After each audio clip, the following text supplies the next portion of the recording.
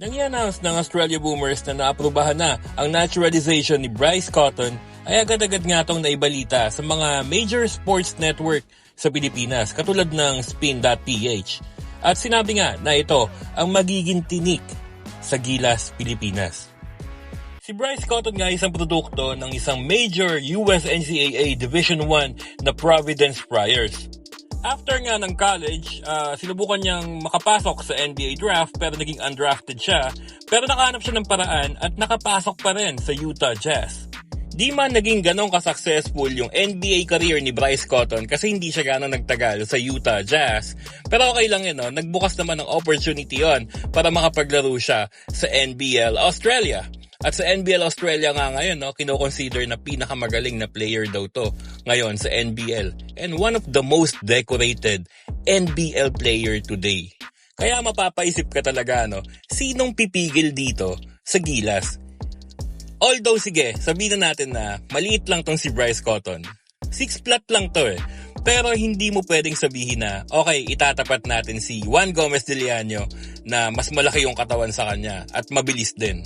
Hindi mo rin pwedeng sabihin na, okay, sige, tapatan natin ng bilis sa bilis, RJ Abarientos. O kaya, hindi mo rin pwedeng sabihin na, hindi, kaya ni Dwight yan, mas matangkad si Dwight at mas malakas. At mabilis din naman. Hindi mo pwedeng sabihin yan eh. Tandaan natin etong si Bryce Cotton, sanay itong lumaban sa mga mas matatangkad at kasing bilis din niya. Dahil naglaro to sa US NCAA Division I at naglaro din sa NBA at ngayon, no, napakataas ng kalidad ng laro sa NBL Australia. Kaya gano'n na lang kasaya yung Boomers, no, nung malaman nila na natapos na yung process ng naturalization nitong si Bryce Cotton. Kasi tandaan natin 6-time MVP to sa NBL.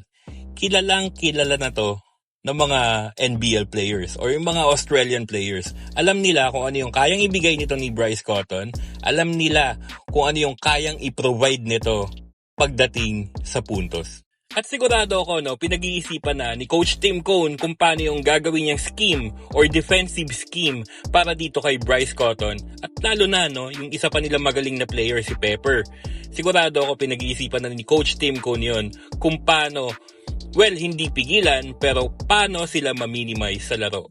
Magaling talaga tong si Bryce Cotton. Magaling, mabilis, deadly nung floater nito sobra, at sobrang shooter din sa 3 points.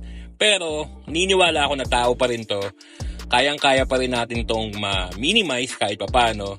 At gaano man siya katigas, mas matigas ang ulo ng Pinoy.